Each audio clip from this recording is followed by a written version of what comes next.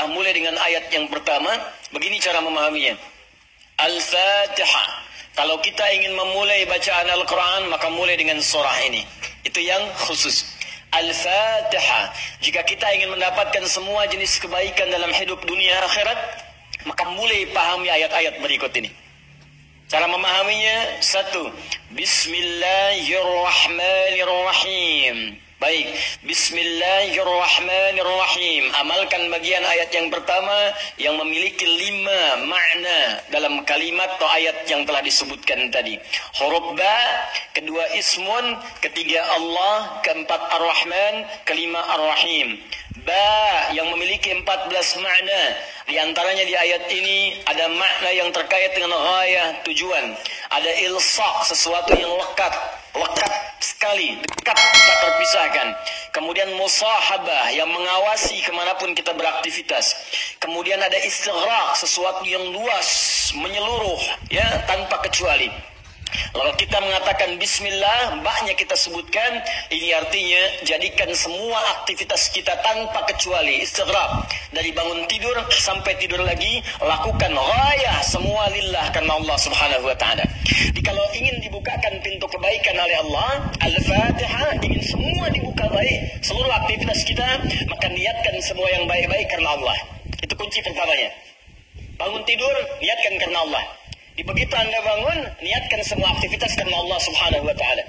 Karena itu saat kita bangun tidur, semua ditujukan karena Allah. Alhamdulillahilladzi ahyana ba'dama amatana wa ilaihin nusyur. Jadi kalimat pertama dengan akhir itu karena Allah. Alhamdulillah, terima kasih ya Allah, saya diberikan kesempatan hidup lagi saat ini. Padahal engkau bisa wafatkan aku dalam tidur tadi. Dengan izinmu, ya, sesuai dengan ajal darimu, aku diberikan semua kesempatan untuk hidup lagi. Alhamdulillah, semua pujian aku berikan kepadamu. Lillah. Di ujungnya, wa ilaihin nusyur. Maka sekarang aku akan beraktivitas mencari bekal sebagai persiapan pulang kepadamu. Wa ilaihi, untuk Allah Subhanahu wa taala. Makanya kalau Anda mengucapkan doa ini saat bangun tidur, kita sudah berjanji. Semua aktivitas di hari itu kita akan tujukan karena Allah saja. Mencari bekal, bukan karena yang lain. Jadi kalau Anda ucapkan doa tadi, berarti nanti makannya karena Allah, minumnya karena Allah, bekerjanya karena Allah, salatnya karena Allah, infaknya karena Allah, merawat anak karena Allah, semua karena Allah. Oh ya, awas, hati-hati ya, hati-hati. Maka dampaknya orang yang semua aktivitasnya dilakukan karena Allah Subhanahu wa taala, maka fungsi ba yang ketiga, Allah. Satu tadi ghayah, kedua istighraq, yang ketiga ilsaq dan musahabah. Lekat dan diawasi oleh Allah. Kalau dulu kita contohkan orang yang meniatkan semua aktivitas karena Allah, maka yang kedua rumusnya, rasakan seakan-akan aktivitas itu diawasi oleh Allah Subhanahu wa taala dengan pengawasan yang lekat seperti lem yang menempel, yang menyatukan dua sisi. Ya, mau minum, rasakan diawasi oleh Allah. Bismillah, minum, lakukan karena Allah. Maka mohon maaf, ketika minum Anda dikerjakan karena Allah dan merasa diawasi oleh Allah, ini kuncinya. Awas, ini kuncinya. Karena ada orang yang melakukan sesuatu karena Allah, tapi nggak merasa dilihat, nggak merasa diawasi. Jadi saya tanya pada Anda, maaf ya, tadi saat sholat itu, sholatnya karena Allah bukan? Jawab aja, karena Allah bukan? Karena Allah. Baik, kalau sesuatu dikerjakan karena Allah, maka rumus keduanya, rasakan Allah mengawasi kita. Pertanyaan saya yang kedua, saat Anda sholat tadi, saya sholat, kita sholat, merasa nggak diawasi Allah? Merasa nggak dilihat Allah? Karena beda antara orang yang merasa diawasi dengan yang hanya mengerjakan saja, itu lain. Akan beda. Silahkan Anda bekerja, merasa diawasi, Anda akan serius dalam pekerjaan Anda. Mahasiswa yang sedang ujian, merasa diawasi, itu akan fokus kepada soal. Susah, mau noleh kanan, khawatir, ada CCTV. Mau noleh kiri juga khawatir, karena terawasi, dia akan fokus. Makanya orang sholat itu kalau benar-benar sholatnya merasa diawasi, dia fokus, gak akan nengok kanan kiri. Gak ada istilahnya ketika takbir Allahu Akbar, tangannya gak sedekap nih. Tahiyatnya kok gerak-gerak ya. Atau bahkan saat sholat mikirkan yang lain. Allahu Akbar, tender ya Allah, tender. Allahu Akbar, WhatsApp belum dibalas. Allahu Akbar, status belum diupdate. Jadi kalau kita benar-benar merasakan diawasi Allah, bahkan kita pun akan belajar bagaimana cara membacakan bacaan dalam sholat supaya benar. Karena malu gitu. Malu baca Al-Fatihah, bacaan belum bagus. Dan merasa didengar Allah, kan malu. Anda bicara di depan saya, bicaranya nggak jelas. Anda sendiri sudah nggak enak.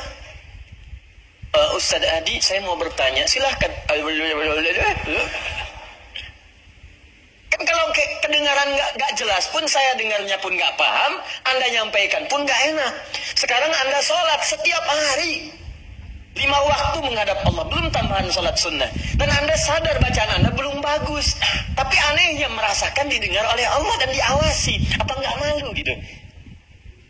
Coba deh satu kali rasakan hal yang demikian. Jadi kalau kita memang merasa, itu dampaknya lain di dalam ibadah kita. Nanti rumus terapannya, aktivitas harian kita. Ini minum, ini memang minum ini pekerjaan sederhana. Tiap hari kita minum.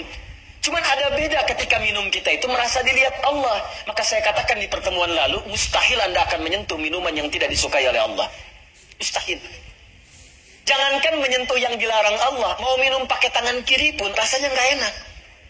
Pasti Anda akan pindahkan itu kepada yang lebih baik. Paham sampai sini ya? Ya sama dengan proses begini, mencari nafkah, bekerja, dari di jalan, dari baca, berpakaian. Kalau semua dikerjakan karena Allah, demi Allah saya katakan, mustahil dalam pekerjaan bisa mudah menyentuh yang diharamkan oleh Allah. Gak mungkin. Gak mungkin mau terima proyek yang haram, itu mustahil. Mustahil ikutan tender yang haram, mustahil. Mustahil menjerumuskan diri pada yang tidak disukai oleh Allah, karena merasa disukai, dilihat Allah, dan merasa diawasi. Jadi mustahil. Dusta itu mustahil. Bohong itu mustahil. Korupsi mustahil. Nyogok gak mungkin. Bukan karena perkara takut orang lihat, karena Allah mengawasi kita. Makanya dulu sahabat tuh ketika diajarkan seperti itu, bahkan anak-anak kecil, jangankan yang tinggal di kota, di ujung yang paling dalam di padang Sahara, yang sulit ada orang setiap waktu, yang kalau lewat cuman kambing gurun dengan unta. Anda bayangkan, lewat kambing gurun unta, kambing gurun unta, kambing gurun unta. Tapi perhatikan bagaimana mereka mengamalkan huruf ba dalam Bismillahirrahmanirrahim. Diuji oleh sahabat Umar bin Al-Khattab radhiyallahu taala anhu. Lewat padang pasir, kelihatan anak muda sedang menggembala. Saat menggembala itu, menggembala kambing, ditanya oleh Umar, diuji. Kata Umar, saya mau beli sebagian dari kambingmu itu. Kata orang ini bukan punya saya, punya tuan saya. Punya tuan saya. Kata Umar, tuanmu kan gak ada di sini. Ini padang pasir yang luas. Orang yang gak ada, beli aja, bilang dimakan serigala. Apa kata penggembala ini? Lalu di mana Allah? Idzan fa'ain Allah. Bayangkan penggembala saja di padang pasir yang orang yang gak ada, yang gampang saja bilang ini dimakan serigala, dapat keuntungan banyak gitu. Ya, luar biasa. Yang dia katakan pertama kali bukan sekedar menolak, gak mau takut ketahuan sama tuan, takut ketahuan sama pemiliknya, takut tidak. Pertama kali jawaban yang keluar, idzan aina Allah. Lalu Allah di mana? Allah di mana? Demi Allah saya katakan hakul yakin, kalau setiap muslim merasakan dalam dirinya bahwa dia diawasi oleh Allah Subhanahu wa taala, maka lurus, damai, tenang, tentram, dan baik semua urusan kehidupan. Nggak ada penipuan dalam perdagangan, nggak ada penipuan dalam hal-hal interaksi kehidupan, tidak ada kecurangan, tidak ada keburukan, semua baik karena merasa dilihat oleh Allah Subhanahu wa taala. Itu baru huruf ba. Baru ba. Coba tiap hari kita baca itu, satu huruf ini aja. Mohon maaf ya, selama hidup kita udah diamalin belum? Satu huruf ini aja. Ayo suami sama istri, berapa kali berkata hal-hal yang tidak tepat? Istri terhadap suami, berapa kali menerangkan sesuatu yang tidak tepat? Anak pada orang tua kepada anak. Walaupun hal-hal yang ringan, Papa mau permen, nanti Papa beliin 1 truk. Kapan truknya datang? Ini huruf ba saja satu gitu. Anda menuntut banyak dari Allah, tapi Allah meminta kita mengamalkan 1 huruf aja, kita nggak maksimal. Coba lihat tuntutan kita setiap hari. Ya Allah lancarkan usahaku, ya Allah luluskan dalam kuliahku, ya Allah mudahkan pernikahanku, ya Allah berkahi hartaku, ya Allah lancarkan pekerjaanku. Banyak yang diminta, sembuhkan aku. Kata Allah, aku berikan semuanya. Amalin 1 aja huruf ba. Ba. Ketika benar mengerjakannya, ismun. Bimakna sumuun, bimakna raf'un, terangkat, dimuliakan, ditinggikan. Ketika benar mengamalkannya, maka Allah akan berkenan meninggikan derajat kita, memuliakan kita pada semua aktivitas yang kita kerjakan dalam kehidupan kita. Syaratnya satu, kerjakan semua karena Allah Subhanahu wa taala. Allah sifatul uluhiyah wal ubudiyah, al-ma'budu bil haqqi aw al haqqil ma'bud. Bukan sekedar menunjukkan aktivitas karena Allah saja, tapi lekatkan dua sifat saat mengerjakannya. Saya mau minum ya, saya ucapkan bismillah. Bukan sekedar merasakan Allah mengawasi kita saja, tapi rasakan yang mengawasi kita punya sifat uluhiyah, sifat ketuhanan. Itu Tuhan saya, Allah. Gambarannya begini, maaf ya, gambarannya begini. Pimpinan saja, pimpinan di kampus, rektor mengawasi ujian Anda serius. Pimpinan di kantor, mudir, direktur utama mengawasi Anda begitu serius. Pengawas saat Anda bekerja, maaf, di sekolah, di SD, di SMP, di SMA ada pengawas, maka semua guru-guru serius. Semua serius. Sekarang yang mengawasi kita bukan makhluk lagi. Pencipta rektor, pencipta direktur, pencipta kemudian pengawas, pencipta semuanya. Jauh di atas mereka semua. Maka orang-orang yang merasakan langsung Allah, Tuhan yang mengawasi saya, maka setidaknya keseriusan itu lebih bertambah daripada sebelumnya. Itu poinnya. Dirasakan saat Anda mengerjakan sesuatu, langsung Allah yang mengawasi saya nih, bukan yang lain. Di saat bekerja rasakan Allah yang mengawasi saya. Saya nggak peduli ada manajer, nggak ada direktur, terserah. Ada supervisor, tidak ada supervisor, terserah. Yang penting Allah mengawasi saya. Itu poin pertama. Awas, ini perkaranya ringan nih, ya. Kelihatannya sedikit kecil, ringan, tapi dampaknya besar si Allah Subhanahu wa taala. Jika benar kita mengerjakannya dengan menuhankan Allah dan merasakan pengawasan Allah Subhanahu wa taala, maka nanti lihat dua terakhir di bagian penutup ayat tadi. Yang kedua, sifat ubudiyah. Ini yang sering gagal di sini. Haqqul ma'bud wal ma'budu bil haqq. Yang berhak untuk disembah dan yang disembah dengan yang sebenar-benarnya. Saya jelaskan di pertemuan yang lalu. Ya, siapa dia? Allah. Sifat dari nama Allah yang kedua adalah sifat yang menjadikan semua aktivitas kita niatkan sebagai ibadah karena Allah yang dipertuhankan tadi.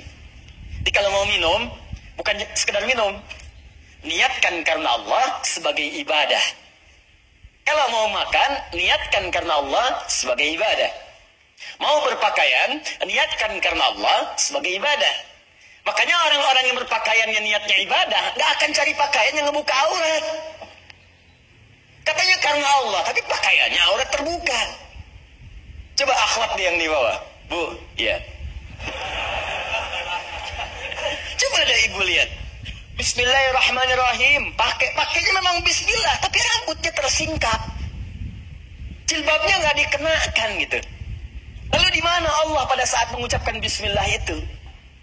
Kok bisa ke masjid pakai mukena ditutup, keluar dari situ pakai rok lagi? Ustaz lihat, tidak. Cuman ya gimana gitu? Ya. Kebayang nggak? Pernah menemukannya seperti itu? Tuh. Ya kok bisa gitu kan? Di luar pakai rok, begitu masuk masjid kemudian ditutup semuanya. Kenapa Pak? Ibu kenapa ditutup? Mau sholat Pak? Terus kalau sholat ditutup? Iya, kenapa? Kan menghadap Allah. Lalu Allah itu cuma ada di masjid. Allah cuma ada di musola. Idan fa'in Allah. Sholat itu kan melatih kita untuk merasa dekat dengan Allah. Makanya disebut sholat. Coba lihat sini. Fokus. Kelihatan nggak? Enggak. Nih, sholat. As-salah. Ini. Lihat baik-baik ya, fokus dikit saya terangkan agak panjang. Ini asal katanya, kalau kita gali ke dasar-dasar yang paling awalnya, ini nanti ada dari kata silatun, as-silah. Kata kerjanya dari wasala, yasilu silatan, wasalatan. Sesuatu yang tersambung erat, sulit dipisahkan. Silah, sesuatu yang tersambung erat, sulit dipisahkan. Pernah dengar kata ini? Silaturahim. Ya, kami kumpul-kumpul saat ini untuk mengeratkan silaturahim. Silah itu sudah erat. Ya, silaturahim hubungan kasih sayang yang erat. Saking eratnya, jangankan saat kumpul, saat bubar pun masih tersambung hubungan itu. Di mana cirinya? Maaf, kesuksesan silaturahim itu bukan saat kumpul saling sapa, bukan. Kalau kumpul menyapa, wajar orangnya ada. Kalau kumpul tertawa, wajar orangnya pun ada. Silaturahim itu kalau ingin dilihat suksesnya saat pulang, apakah dia masih mendoakan Anda? Apakah masih mengingatkan Anda dalam kebaikan? Akhi, besok ta'lim ya. Akhi, malam tahajud ya. Kemudian Anda doakan tanpa sepengetahuan dia. Ya Allah, sayangi sahabat saya. Ya Allah, kekalkan hubungan kami sampai dengan ke surga. Ya Allah, jaga keluarga dia dalam kebaikan. Ya Allah, sehatkan semua anggota keluarganya. Ya Allah, jadikan kami bersaudara keluarga kami dengan keluarga dia. Itulah silaturahim, silah hubungan yang erat, yang tak terputuskan dan tidak tersekat oleh tempat dan keadaan serta waktu. Itu silah. Nah, kalau kita ingin menjadikan latihan supaya kita terhubung dengan Allah, kapanpun, dimanapun, tanpa disekat oleh tempat dan waktu, maka latihannya untuk mendekat kepada Allah disebut dengan sholat namanya. Di sholat ini cara kita terhubung dengan Allah. Supaya saat terhubung itu, bukan cuma di masjid, nggak ada sekat tempat dimanapun tersambung dengan Allah. Dikeluar dari masjid, ingat Allah. Makanya orang yang jalannya keluar dari masjid ingat Allah, maka jalannya pun jalan yang merasa diperhatikan oleh Allah. Nggak akan dia sombong. Dan gak akan pernah tertukar sendal. Betul. Karena dia ingat Allah. Allahumma inni as'aluka min fadlik. Ya Allah, saya memohon semua kemuliaan darimu. Begitu keluar pakai sendal, gak akan tertukar. Bismillahirrahmanirrahim. Bukan punya saya. Mirip. Ya Allah, maaf. Pakai lagi. Jelas ya? Itu namanya. Karena itu orang mengatakan as-salah itu doa, ad-doa, as-salatu ya doa, pengertian fikih. Salat itu doa karena semua awal sampai akhirnya dalam salat kita baca doa. Tapi kenapa doa disebut salat? Karena saat berdoa kita tersambung dengan Allah Subhanahu wa taala. Itu poinnya. Makanya setiap orang berdoa itu nyambung dia dengan Allah. Ya Allah, ya Allah, ya Allah, nyambung. Karena itu di fikih disebut as-salat ya doa. Tapi asal maknanya sesuatu yang terhubung dengan Allah, hubungan yang sangat erat, tak terpisahkan waktu dan tempat. Makanya aneh kalau ada orang sholat ke masjid, dari mulai rok mini, kemudian pakai mukena ditutup, keluar masjid dibuka lagi. Itu artinya nggak nyambung. Nggak nyambung. Nggak nyambung. Sama dengan ikhwan. Ke masjid antum ini, nyembah Allah, fokus, khusyuk. Keluar dari masjid, maksiat lagi, nggak nyambung. Nggak nyambung. Ada yang salah itu. Jadi aneh kan menuntut banyak kepada Allah, tapi hak-hak Allah nggak dipenuhi. Dan jangan sekat ibadah itu dalam konteks ritual saja. Bukan sekedar sholat, bukan. Sholat itu latihan.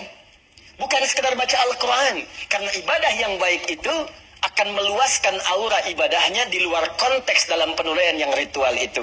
Di selesai ritual, keluar masih ingat Allah. Coba buka Quran surah keempat, ayat 103. Perhatikan bagaimana Allah menjelaskan keutamaan apa yang dikerjakan setelah sholat itu. Tadi yang saya terangkan maknanya. فَإِذَا قَضَيْتُمُ الصَّلَاةَ Maka jika engkau telah selesai mengerjakan sholat, فَاذْكُرُ اللَّهِ Maka sholat yang benar itu saat dikerjakan akan mengingatkan engkau dengan Allah. Maka ingatlah Allah. Qiyaman saat berdiri. Jadi kalau orang benar sholatnya, selesai sholat berdiri yang diingatnya Allah. Wa qu'udan, duduk.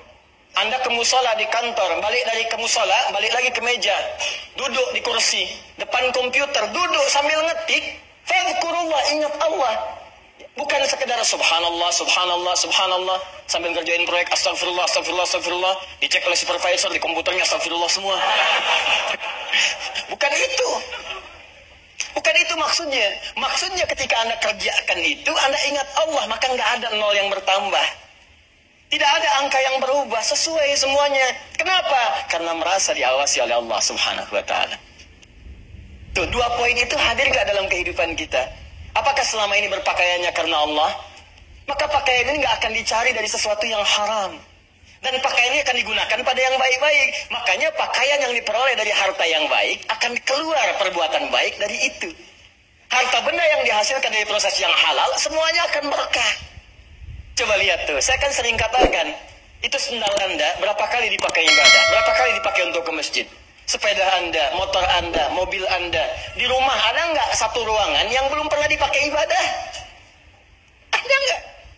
Coba cek, cari ya satu ruangan di rumah yang di situ nggak pernah dipakai ibadah, cari. Mulai sekarang pulang pakai dulu di situ. Khawatirnya saat dihisap itu nggak ada nilainya. Cuma jadi gudang.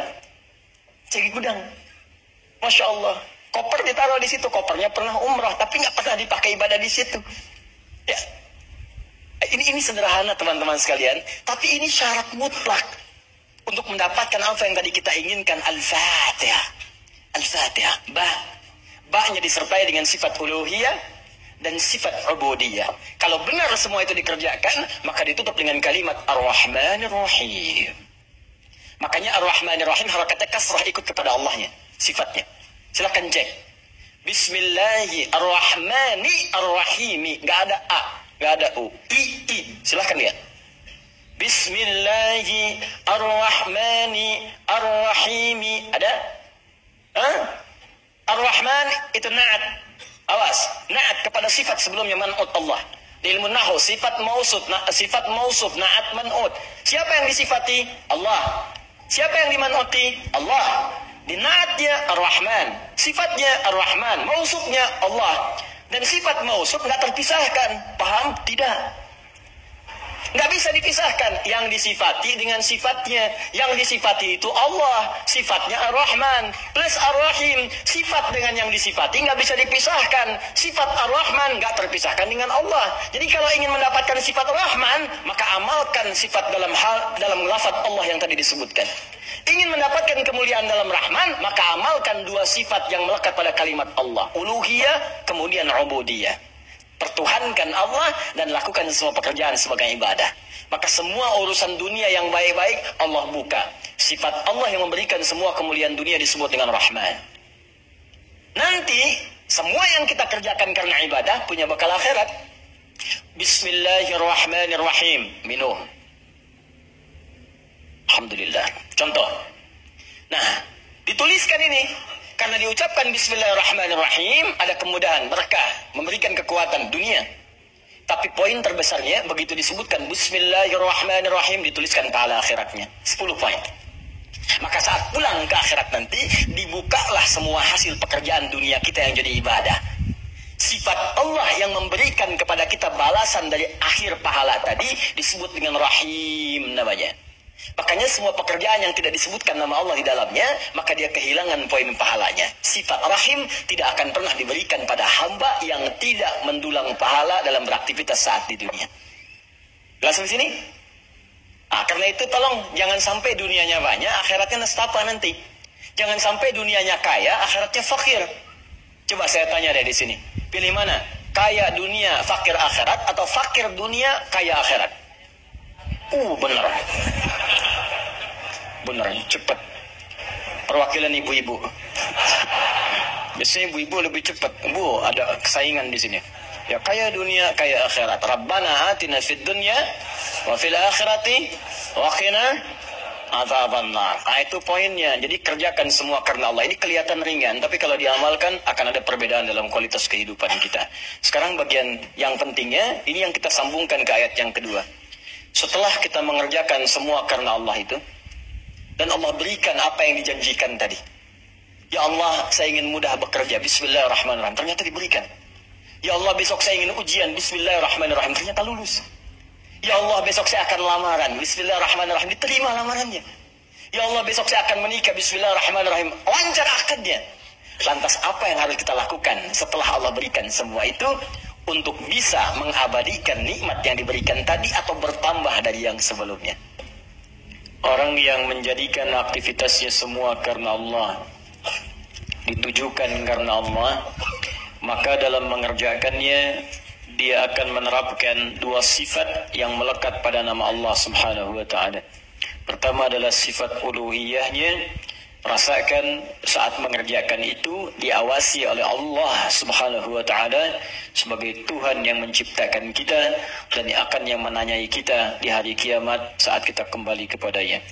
Yang kedua, sifat ubudiyah kita kepada Allah. Jadikan pekerjaan kita itu sebagai ibadah karena Allah Subhanahu wa taala. Bukan sekedar salatnya, bukan sekedar puasa dan bacaan Al-Qur'annya, tapi semua aktivitas yang kita kerjakan dari bangun tidur sampai kita tidur kembali. Jika semua itu dikerjakan karena Allah, maka Allah akan mengangkat derajat kita, memuliakan kita, dan meliputkan pada diri kita semua jenis-jenis kebaikan. Di dunia diturunkan sifatnya disebut dengan Rahman. Di akhirat diberikan balasan pahalanya dengan menurunkan sifat yang mulia khusus bagi orang yang beriman, yaitu sifat Rahim. Jika kita telah menerima itu semua, terkhusus dalam kehidupan dunia kita. Tadi saya sampaikan, kita ingin besok ujian lulus, Allah luluskan. Kita ingin pekerjaan lancar, Allah lancarkan. Kita ingin dapat satu proyek berhasil, Allah tetapkan kita berhasil di dalamnya. Maka jika semua itu sudah Allah berikan kepada kita, badan sehat, pandangan awas, pendengaran jelas, kaki melangkah dengan nyaman, tidak ada persoalan pada tubuh kita, rumah juga sudah cukup, kendaraan baik, semua nyaman dalam kehidupan, maka apa yang harus kita lakukan kepada Allah Subhanahu wa Ta'ala? Maka turun ayat yang keduanya, melanjutkan bagian yang tadi untuk mengabadikan nikmat atau bahkan menambahkan nikmat yang telah Allah anugerahkan kepada kita. Maka disampaikanlah oleh Allah Subhanahu wa Ta'ala, Alhamdulillahi Rabbil Alamin. Alhamdulillahi Rabbil Alamin. Kita baca dulu tafsirnya dalam keterangan Al-Imam Ibn Katsir rahimahullah dalam kitabnya Tafsirul Quranil Azim, supaya kita bisa mendapatkan pandangan dari ulama. Nanti saya jelaskan huruf per huruf, kalimat per kalimatnya, yang memadukan dengan kitab-kitab yang sebagiannya telah sampaikan kepada anda semua di pertemuan yang lalu. Halaman 35. Alhamdulillahi Rabbil Alamin. Firman Allah Subhanahu wa Ta'ala, Alhamdulillahi Rabbil Alamin. Sekarang lihat, sekarang kita praktekkan tafsirnya. Ketika menggunakan dhammah disebut dengan mubtada. Perhatikan, alhamdu sifatnya mubtada, hukumnya disegerakan. Maka kalau anda sudah mendapatkan nikmat dari Allah Subhanahu wa Ta'ala, Rahman, nikmat sehat, nikmat rizki, harta benda, nikmat keluarga, nikmat kenyamanan hidup, maka bersegeralah untuk memuji Allah Subhanahu wa Ta'ala. Syukur kepadanya. Maka anda ucapkan alhamdu. Sifatnya disegerakan untuk kita menjadikan sifat syukur kita kepada Allah setelah menerima nikmat. Ini hukum umum. Bukankah anda kalau saya berikan sesuatu, anda seketika mengucapkan ucapan? Apa ucapannya? Terima kasih. Ya, saya berikan sesuatu, anda ucapkan pada siapa? Terima kasih. Ya kan? Anda terima, anda ucapkan, saya kasih, anda terima. Begitu saya berikan, terima kasih. Ya kan? Terima kasih Ustaz. Sekarang Allah berikan pada kita. Allah berikan pada saya, Allah berikan pada anda, Allah berikan pada kita. Nikmat, kebutuhan, rizki, segalanya. Setelah kita menerima itu, apa yang harus kita lakukan? Maka Allah ajarkan kepada kita. Alhamdulillah. Cepat segera. Jangan tunda, jangan diakhirkan. Begitu terima, syukur pada Allah. Alhamdulillah. Alhamdulillah. Jelas di sini? Makanya kalimat alhamdulillah ini, itu dalam bacaan tafsir bisa dibaca dengan A. Bisa dibaca dengan A. Untuk menegaskan. Dari mana taunya Ustaz? Teruskan bacaannya. Waruya an Sufyan ibn Uyainah wa Ru'bah ibn al-Ajjaj annahuma qala alhamdulillahi bin nasbi wa huwa ala idmari fi'lin. Sufyan ibn Uyainah, kemudian juga Ru'bah bin al-Ajjaj, keduanya ahli tentunya dalam bidang qiraat. Ya, keduanya menyampaikan riwayat bacaan dengan fathah, tapi riwayat ini untuk tafsir. Ingat, bukan untuk bacaan dalam salat. Boleh dibaca dengan fathah, tapi bukan dalam salat. Ingat, dalam tafsir untuk menegaskan perintah segera bersyukur kepada Allah ketika menerima nikmat. Kenapa dibaca alhamdulillah? Untuk menunjukkan kalimat perintah sebelumnya yang ditiadakan untuk memudahkan bacaan kita. Asal kalimatnya kalau kita turunkan, qulu, perintah dari Allahnya. Qulu. Katakan oleh kalian semua, alhamdulillah, alhamdulillah. Cuman kalimat ini yang nggak muncul. Ya, Allah tidak menurunkan kalimat ini karena sudah dipahami oleh orang Arab. Orang Arab paham. Dari mana pahamnya? Karena menggunakan dhammah. Dhammah ini sifat segera. Di sifat segera itu nggak dikasih tahu pun sudah paham, harus segera bersyukur. Cuman kita ini yang bukan orang Arab kadang nggak ngerti kenapa mesti domah. Maka dijelaskan oleh dua ulama tadi, kenapa pakai domah? Karena asal perintah itu untuk bersyukur sifatnya perintah. Kalau mau dimunculkan dalam tafsir ada kalimat sebelumnya qulu. Kalau dapat anugerah dari Allah cepat minimal katakan, cepat syukuri. Kalau orang Arab gak perlu itu lagi. Makanya ketika Quran diturunkan dengan bahasa Arab tidak menggunakan kata qulu lagi, saking pahamnya orang Arab dengan itu. Cukup dengan kalimat alhamdulillahi rabbil alamin. Paham? Maka kalimat yang pertama ini perintah dari Allah Subhanahu wa taala. Kalau sudah mendapatkan nikmat yang tadi, nikmat diberi, nikmat sehat, nikmat rezeki, nikmat macam-macam, maka adab yang pertama dari kita terhadap Allah Subhanahu wa taala, berterima kasihlah kepada Allah Subhanahu wa taala dengan semua nikmat yang telah diberikan itu. Kalimat pertama yang kita ucapkan, segera bersyukur kepada Allah dengan kalimat alhamdulillahi rabbil alamin. Maka kalau ada sesuatu kita dapatkan, adab yang pertama, saya tulis ya, adabnya nanti ada 3. 1, ucapkan kalimat tahmid. Awas, nanti ada kaitan nih dengan penambahan nikmat. Anak lulus ujian, alhamdulillahi rabbil alamin. Ya, proyek dapat, alhamdulillahi rabbil alamin. Ya, dapat tempat pertama, alhamdulillahi rabbil alamin. Dagangan habis di luar, dagangan habis, alhamdulillahi rabbil alamin. Ya, ta'lim lancar, alhamdulillahi rabbil alamin.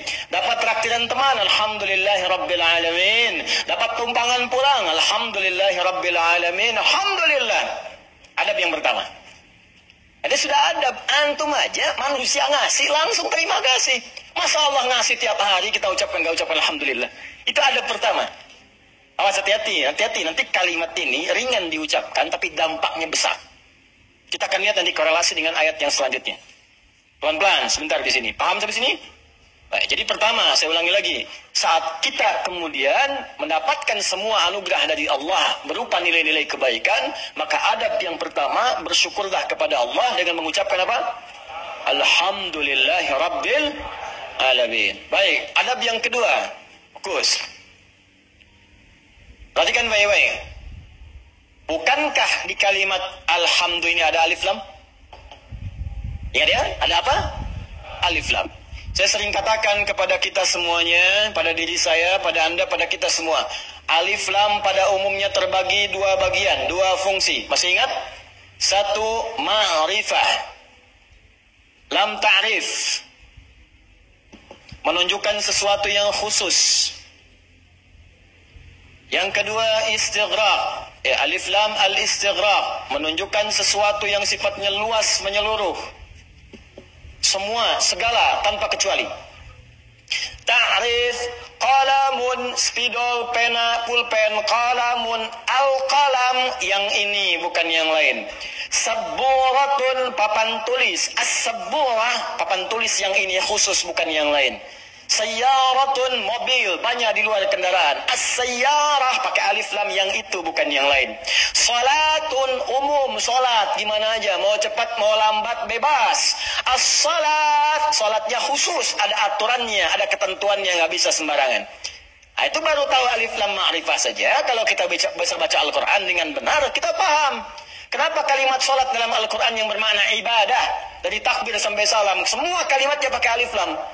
Kalau nggak pakai domir di akhirnya atau idhofah, pakai alif lam. Coba kalimat salat pertama Al-Baqarah ayat 3. Alladzina yu'minuna bil ghaibi wa yuqimunas shalah. 43. Wa aqimus salata wa atuz zakah wa aqimus salah. 45. Wasta'inu bis sabri was salah. 153. Ya ayyuhalladzina amanu ista'inu bis sabri was salah. 238. Hafidhu 'alas salawati was salatil wusta. Tadi dibacakan dalam salat Isya, Quran surat 17 ayat 78. Aqimis salata liduluki syamsi ila ghasaqil laili wa qur'anal fajr. Quran surah 29 ayat ke-45. Utlu ma uhiya ilaika minal kitab wa aqimis salat.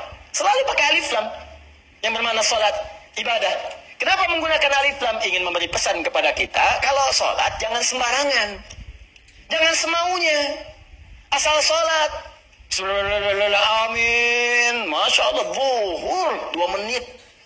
Bayangin. Paling nampak saat tarawih lah. Yang 11 rakaat 1 jam. Yang 23 ada yang 7 menit. Kok cepet amat sih? Amat aja nggak cepet-cepet. Lancar tiap tahun diulang-ulang, masa belum lancar juga? Lancar sih iya, tapi kan Nabi juga nggak begitu, John. Ada aturannya, ada tumaninahnya, kan? Ada ketenangannya. Kamu nggak tumaninah? Wah, tumaninah sedang sholat sendiri tuh, paling belakang perempuan. Bukan itu. Tenang, bacaan nyaman, fasihnya. Kan ada harakatnya, ada tajwidnya, ada sifatnya, ada makhrajnya, ada ketenangannya, ada doanya. Itu aturan, pakai alif lam. Ya, itu ma'rifah. Istighraq menunjuk pada yang luas tanpa ada kecualinya. Semua dicakup. Dan semua yang terdapat, tidak ada satu pun tersisa untuk yang lain. Semua tercakup. Nah, dua-duanya ini kita bisa terapkan dalam hukum kalimat alhamdu. Yang pertama, alhamdu. Kalau Anda ingin mengucapkan terima kasih, syukur kepada Allah Subhanahu wa Ta'ala, maka khususkan semua syukur itu hanya milik Allah saja. Jangan mengambil bagian darinya. Ini kalau sudah merasakan semua karena Allah, ini kan yang ngasih Anda selamat Allah, yang ngasih anak Anda lulus bisa hafal Quran itu Allah, yang bisa menjadikan Anda sukses dalam pekerjaan Allah. Kalau nggak berkehendak nggak bisa. Anda kerja sampai bertahun-tahun, sampai banting tulang, banting kepala, banting kaki, banting apapun, semua dibanting. Kalau Allah nggak berkehendak nggak akan jadi. Dan kita sadar karena Allah. Maka dari itu ketika kita mendapatkan adab pertamanya, bersyukur, terima kasih pada Allah. Khususkan pada Allah. Jangan ngambil bagian dari situ. Karena kita meyakini apa yang kita dapatkan semua sumbernya dari Allah. Paham? Nah, makanya jangan melibatkan diri kita. Ini adab keduanya. Jangan melibatkan diri kita saat kita ingin bersyukur dan mengucapkan terima kasih kepada Allah atas nikmat yang diterima. Contoh, Bu, ya. Ya karena ibu kan gak langsung di sini, ibu ada di bawah. Dan bisa teman-teman yang bergabung, ini kami khusus ruang atas untuk ikhwan laki-laki. Ya, jangan ada yang pakai cadar di sini, ingat. Ya. Oh, begitu dibuka kumisan, tidak. Ini untuk ikhwan. Ya, bawah akhwat, ada bagian khusus. Coba deh ibu atau antum ikhwan ya, sering kemudian mengantar anak, ujiannya bagus, hafal Al-Quran bagus. Pernah sering ada yang berucap begini, Masya Allah ukhti, luar biasa ya anaknya bisa hafal Quran. Ya Allah akhi, Masya Allah luar biasa, nilai antum sempurna. Akhi, Masya Allah pekerjaan antum luar biasa bagus, beda dengan yang lain-lain sebelumnya. Pernah ada orang kadang menguji seperti itu. Nah, saat muncul kalimat itu sadari, ini titipan dari Allah. Barangkali ada yang belum kita syukuri. Kita belum sempat terima kasih nih sama Allah nih. Atau diuji, sadar nggak bahwa itu tuh pemberian Allah. Kalau Allah berkehendak, bukan anak kita yang hafal, anak orang lain. Cuma dititipkan pada anak kita untuk menguji apakah kita ini mampu nggak bersyukur kepada Allah. Mampu nggak menyerahkan urusan kita kepada Allah. Sadar nggak bahwa Allah yang kasih. Makanya orang tua yang baik ketika mendapati anaknya hafal Al-Quran misal, juara pertama di sekolahnya, dipuji oleh orang lain, gurunya bahkan mengatakan, ibu Masya Allah anaknya luar biasa, pintar, cepat pahamnya. Alhamdulillahirrabbilalamin. Ini semua karunia Allah Subhanahu wa Ta'ala. Ada pertama. Tapi kalau sudah mengucapkan itu, hukum alif lam ma'rifah berlaku. Khususkan hanya pada Allah, kita jangan ngambil bagian dari situ. Kalau ngambil bagiannya, maka berkurang sifat pujiannya. Ibu Masya Allah anaknya luar biasa bu, cepet pahamnya, hafalan Qurannya sempurna. Yang lain 2 tahun, dia 2 bulan dah hafal. Masya Allah. Alhamdulillahirrabbilalamin. Semua karena Allah Subhanahu wa Ta'ala. Ya memang saya juga tiap hari sih kasih, saya dampingi, terus malam didoain, tahajud, sujud. Kalau itu mau bisa begitu, habis tuh. Jelas ya? Jadi jangan ambil bagian dari situ. Jadi kalau sudah al pakai alif lam nggak ada walaupun, meskipun, walau demikian itu hilang. Ya ada ikhwan misalnya kadar Allah sakit di rumah sakit, hari pertama udah lebih baik, ditanya sering lupa nih kalimat begini, gimana sih? Alhamdulillah lebih baik ya walaupun udah nggak usah. Ya walaupun sedikit lagi udah nggak usah pakai walaupun, meskipun, walaupun, walau demikian itu udah hilang karena udah ada alif lam. Jelas ya? Udah ada alif lam. Ini tuh kayak sederhana beneran deh. Beneran saya serius. Ya ba satu huruf, cuman maknanya dalam. Alif lam. Ya alif lam cuman al dibacanya. Tiap hari al itu banyak, tapi yang ini tuh beda dengan yang lain. Anda boleh gunakan al pada yang lain, tapi al melekat pada alhamdulillah beda. Lain dengan al-pukat, lain dengan al-kalin, lain dengan al yang lainnya, beda. Jadi al di sini khusus. Ketika disebutkan al di sini, lekatkan semuanya karena Allah. Gak usah campuri pakai yang lain-lain. Makanya setan itu sering menggerakkan di hati kita pada sisi nafsu, supaya itu dikurangi. Jadi nilai pahalanya berkurang. Bukan cuma nilai pahala, nanti saya sebutkan kalimat yang lainnya. Begitu nanti yang ini sempurna, turun nanti pernyataan dari Allah Subhanahu wa taala. Begitu benar, akan datang lagi yang lebih besar dibanding yang sebelumnya. Datang, meningkat lagi, meningkat lagi, meningkat lagi. Ini yang paling dahsyat. Tapi hukum yang kedua ini mesti berlaku. Jadi begitu ada pujian, ada apapun, ucapkan apa? Alhamdulillahi Rabbil Alamin. Tutup bagian diri kita yang ingin maju ke depan. Sudah. Tapi kenapa tapi Pak? Tapi semua ini dari Allah. Tidak ada peran saya sedikit pun di sini. Jelas sampai sini? Tayyib. Dan al berlaku yang kedua yaitu istighraq pada semua jenis kenikmatan yang kita raih. Ya, awas hati-hati, jangan cuma di satu sisi saja. Awas hati-hati, hati-hati. Lupa kita itu. Dapat yang terasa materi, alhamdulillah. Iya. Alhamdulillah. Dapat proyek, dapat promosi, alhamdulillah. Keturunan, alhamdulillah. Alhamdulillah. Tapi lupa. Bukankah mata ini kadang dirawat oleh Allah untuk tidak sakit? Berapa kali bersyukur dengan nikmat mata ini? Berapa kali bersyukur dengan nikmat telinga yang jelas terdengar? Berapa kali bersyukur dengan nikmat kaki yang bisa melangkah? Anda berharap-harap, buat dapat proyek segala rupa, diuji oleh Allah, sakit kaki aja, nggak bisa berangkat kerja, hilang tuh. Jutaan, ratusan ribu, sekian, sakit, hilang. Cuman kaki aja satu, kena duri aja, ya, tak, dah. Telinga nggak berfungsi sedikit, pusing, capek. Mata, kena gangguan, proyek nggak bisa kelihatan, susah. Berapa kali kita bersyukur dengan semua nikmat ini?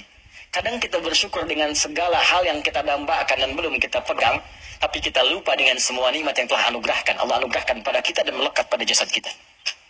Maka dari itu dipaksa kita untuk mengucapkan kalimat ini setiap selesai salat.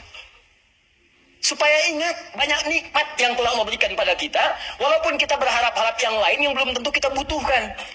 Kalau bahasa yang lainnya mungkin, ini nikmat gak banyak yang kamu butuhkan, saya berikan. Itu aja belum disyukuri, kamu minta yang lain. Itu aja belum mampu nyukurin, kenapa minta yang lain? Yang belum tentu kita butuh, belum tentu kita perlukan.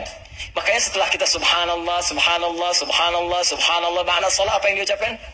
Alhamdulillah, alhamdulillah, alhamdulillah, alhamdulillah, alhamdulillah. Supaya sadar telah banyak nikmat yang kita peroleh, yang kadang kita menuntut banyak hal yang belum tentu kita butuhkan, tapi kita telah mendapatkan limpahan rahmat yang telah kita perlukan selama hidup kita. Jelas? Nah, bagian terakhir, adab yang ketiga. Dalam semua nikmat yang Allah berikan kepada kita, baik terasa ataupun yang belum terasakan. Ya, yang terasa sifatnya ini yang kita dapati dalam kehidupan kita. Yang belum terasakan, yang kadang-kadang kita ikhtiar baru kita peroleh. Jangan bedakan semuanya. Semua setiap kita dapati, alhamdulillah. Makanya kalau berzikir pasca sholat, jangan cuma di lisan. Saat alhamdulillah itu, kaitkan dengan nikmat yang telah kita dapatkan. Ini begitu mengucapkan alhamdulillah, alhamdulillah, alhamdulillah. Bayangkan mata sehat, telinga sehat, kaki sehat, hati sehat, pikiran sehat, bening semuanya. Ya, anak sehat, semua sehat, istri sehat, suami sehat. Alhamdulillah, alhamdulillah. Makanya bersyukurnya nikmat.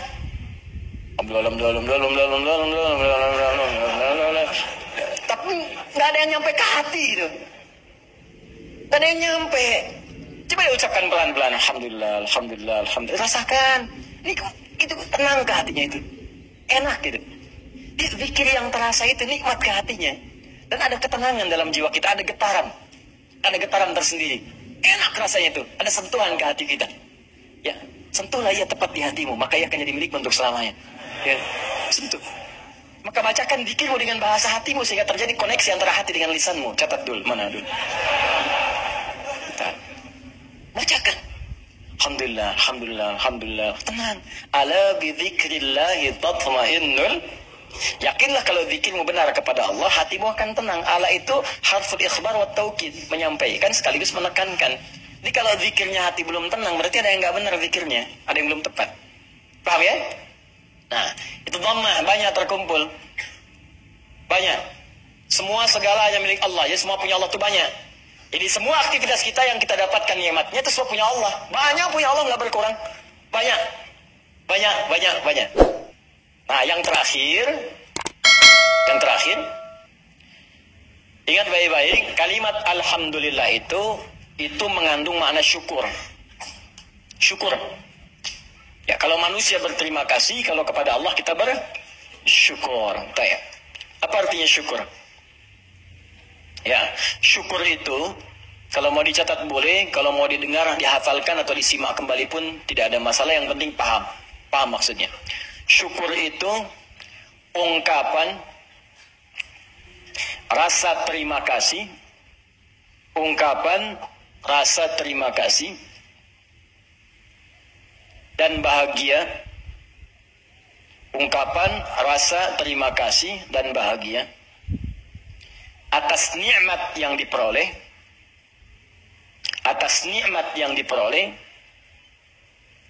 dengan cara menggunakan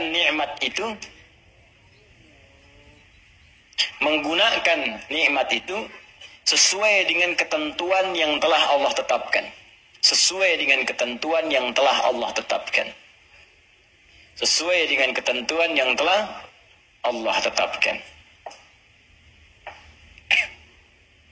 Sudah?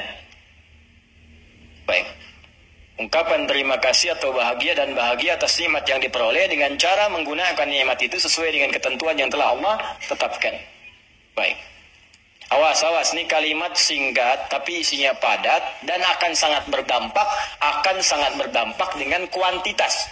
Ya, peningkatan nikmat setelahnya yang akan kita peroleh dari Allah Subhanahu wa taala. Kalau syukurnya benar, maka nanti limpahan nikmat berikutnya akan semakin bertambah. Perhatikan baik-baik. Awas, ini bagian ketiga ini yang sering gagal. Di syukur ini, adab pertamanya alhamdulillah, betul. Begitu menerima, alhamdulillah. Adab keduanya, tujukan semua karena Allah. Tapi di adab yang ketiga, ini yang paling penting dan tidak sedikit orang gagal di sini. Ya, jangan cukupkan syukur pada kalimat alhamdulillah. Tapi optimalkan nikmat yang diraih itu sesuai fungsinya yang telah Allah tetapkan.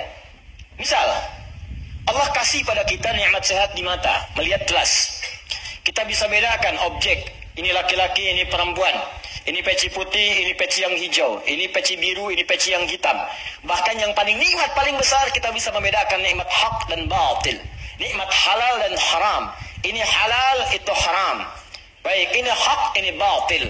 Jujur itu hak, dusta itu batil.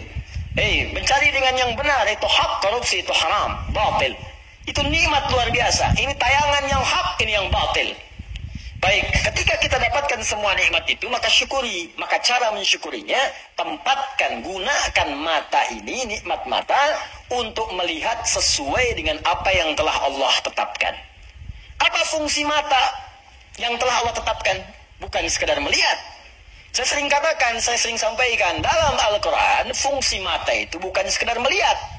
Untuk manusia diikat dengan kalimat, melihat yang baik-baik.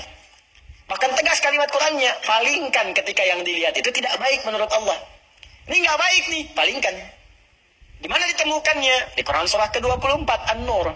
Ayat berapa Ustaz? Ayat 30 untuk laki-laki. Apakah perempuan ikut? Ikut, bahkan harus. Ayat 31-nya perempuan. Bahkan iman kita dipertaruhkan di situ. Qul lil mu'minina yaghuddu min absarihim. Katakan pada pria-pria yang masih merasa punya iman, kalau nggak punya iman ya nggak masalah, karena imannya nggak ada, maka nggak ada rem dalam dirinya.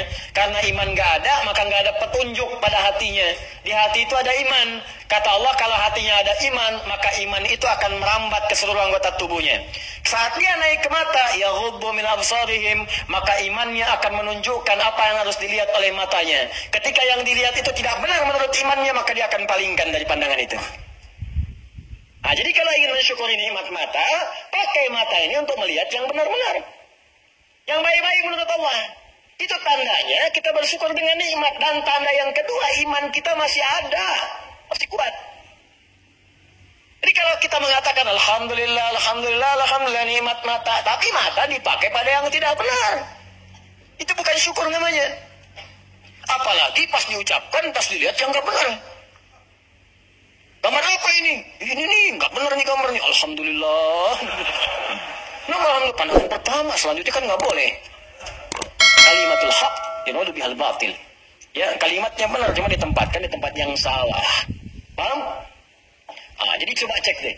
Katanya alhamdulillah, tapi mata masih dipakai pada yang tidak baik. Berapa kali Anda melihat gambar yang tidak tepat saat membuka status? Saat mengupdate status? Saat melihat browsing, searching, berita di internet? Saat membuka handphone, berapa kali iklan tampil? Kemudian mata kita bisa mengelak dengan cepat. Pindahkan pandangan, pindahkan pandangan. Itu baru satu. Belum telinga. Nikmat telinga, gunakan telinga sesuai dengan fungsi yang telah Allah tetapkan. Kata Allah, jangan dengar yang tidak baik. Ya ayyuhalladzina amanu, hai orang-orang masih merasa punya iman, la yaghtab ba'dukum ba'dha, jangan dengarkan gibah. Jangan bergibah, jangan dengarkan gibah. Jangan bikin acara gibah, jangan jadi pelaku gibah. Sekarang dikemas jadi acara TV. Itu yang repot, gibah. Ya, bikin situ tulisan. Memang kadang-kadang gini, kalau maksiat itu jangan dikemas-kemas. Semakin dikemas kelihatannya semakin bagus. Dijualnya jadi menarik. Bikin aja title yang langsung tunjukkan pada tingkat maksiatnya. Ya. Jadi kalau ada tayangan-tayangan gosip, langsung antum sebarkan berita. Tayangan gibah. Gitu aja. Sebarin untuk yang lain, share. Tayangan gibah. Terus turunkan ayat Quran di bawahnya. Khusus bagi orang Islam. Islam saja supaya nggak jadi tersangka nanti.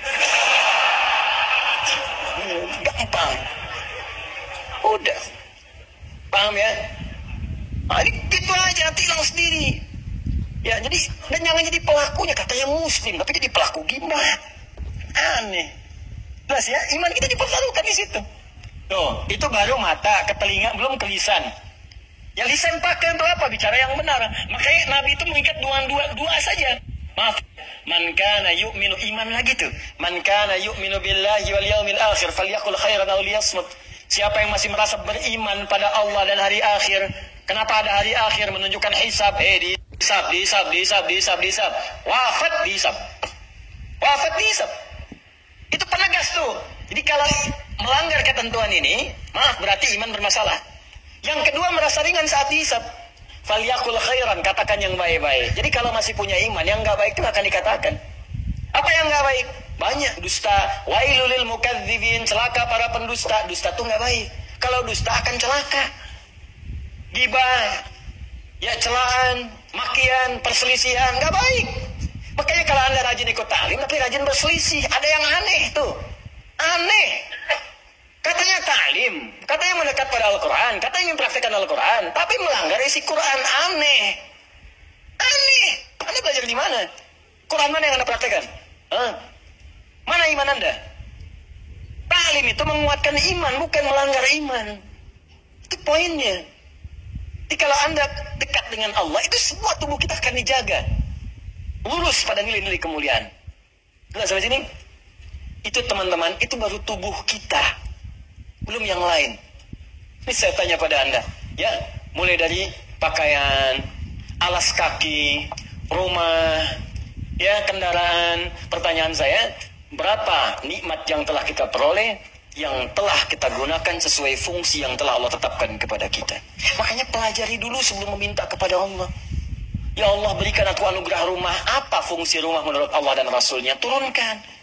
Ada fungsi rumah untuk berzikir, fungsi rumah sebagai naungan. Fungsi rumah itu ada 3-4 dalam Al-Quran. Ada manzil, kenapa rumah disebut dengan manzil? Ada bait, kenapa disebut dengan bait? Ada dar, kenapa disebut dengan dar? Ada maskan, kenapa disebut dengan maskan? Ada di situ turunannya, pelajarin dulu. Jangan ngotot minta sesuatu, tapi ketika diberikan nggak bisa syukurin. Itu yang bahaya nanti saat hisab. Ini rumah, kenapa disebut maskan? Tempat untuk tinggal. Tapi kata maskan dari kata sakinah. Sakinah itu sesuatu yang tenang, tentram. Ciptakan ketentraman di rumah, ciptakan ketenangan di rumah. Kalau sudah punya rumah, bikin suasana tenang di rumah. Jangan di rumah ribut terus. Di rumah berselisih terus. Kalau Anda di rumah tiap hari ribut, artinya kurang syukur Anda kepada Allah. Orang yang nggak punya rumah, belum dapat amanah rumah, masih ngontrak, ada yang numpang tinggal, dia hidupnya tenang. Masa Anda yang dikasih nggak tenang? Padahal tempatnya disebut maskan, tempat untuk tenang. Ustadz, kenapa saya nggak tenang? Karena anak nggak belajar turunan dari maskan. Maskan itu sifatnya sakinah. Sakinah itu dibawa ke rumah tangga. Ayatnya Quran 30, surah 30 ayat 21. Pelajari ayatnya. Di situ ada sakinah. Sakinah dapat, mawadah turun. Mawadah turun, rahmat dapat. Di situ disingkat sakinah, mawadah, rahmah. Disingkat jadi samara. Dibawa ke dapur jadi sambara. Itu. Ini kan pernikahan seperti sayembara, tebak-tebakan. Anda mendapatkan samara, tapi Anda tidak menggali hikmahnya. Bagaimana bisa meraihnya? Anda mendapatkan pengen sakinah, tempatnya maskan yang punya Allah, tapi Anda sendiri jauh dari Allah. Bagaimana bisa mendapatinya? Makanya fungsi rumah yang kedua disebut bait. Bait itu dari bata yabitu, baitan, tempat menetap. Tapi bukan sekedar menetap. Karena dalam Al-Quran ketika disebutkan bait, sesuatu yang mendekatkan diri dengan Allah. Makanya Ka'bah disebut bait. Quran surah ketiga ayat 96. Inna awwala baitin wudi'a lin-nasi alladhi bibakkata mubarakah. Sungguh rumah pertama yang ditetapkan untuk manusia itu apa? Ka'bah yang terletak di Mekah yang diberkahi. Kenapa Ka'bah disebut dengan bait? Untuk menunjukkan setiap fungsi bait itu menghadap ke arah Ka'bah. Kenapa disebut menghadap ke Ka'bah? Untuk menunjukkan ketaatan kita kepada Allah. Ibadah. Diturunkan di hadis Nabi. Pakai zikir. Rumah yang tidak digunakan untuk berzikir seperti kuburan, sepi. Bukan sekedar zikirnya, karena dengan zikir itu kita menjadi lebih dekat dengan Allah. Ketika dekat dengan Allah, rahmat turun. Begitu Joni cara memahaminya. Ini rumah dibangun-bangun, diluas-luas, tapi jauh dari Allah. Ya gimana bisa nyaman tinggal di rumah? Luasin. Silahkan aja luasin. Kandang ayam juga luas. Main ke Subang tuh banyak kandang ayam. Kandang ayam juga luas. Apa beda rumah Anda dengan kandang ayam? Apa beda rumah Anda dengan Ragunan? Ragunan juga luas tuh, kandang singa luas begitu. Luas. Apa bedanya? Bedanya pakai zikir. Zikir. Apa itu zikir? Banyak di Quran. Salat zikir, Quran surah 20 ayat ke-14. Wa aqimi sholata li dzikri, baca Quran zikir, Quran surah ke-15 ayat 9. Inna nahnu nazzalna dzikra wa inna lahu lahafizun. Bacaan subhanallah hamda kalimat thayyibat zikir, Quran surah ke-4 ayat 103. Asmaul husna zikir, Quran surah kedua ayat 152. Ditafsirkan Quran surah ke-17 ayat ke-110. Doa itu zikir, Quran surah ke-7 ayat 205. Menghafal Quran zikir, Quran surah ke-54 ayat 17 ayat 22 ayat 32 ayat 40. Kenapa nggak dihidupkan di rumah tuh begitu? Zikir. Semua, ayo coba deh. Dengan istri menghafal, kan? Masya Allah. Gak apa-apa sambil bercanda. Setelah itu, berlomba. Gak apa-apa. Mama, sayang, Masya Allah. Tahu nggak bedanya keramik sama kamu? Wah, gitu. Nggak tahu, Pak. Kalau keramik makin lama makin antik. Kalau kamu makin lama makin cantik.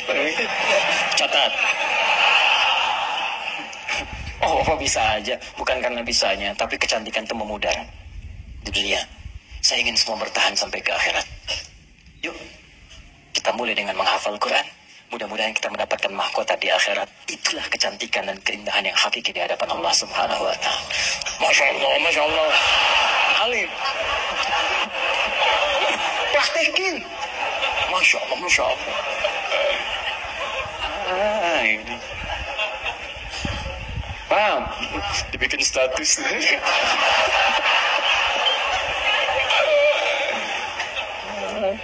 Aduh. Dunia ada aja.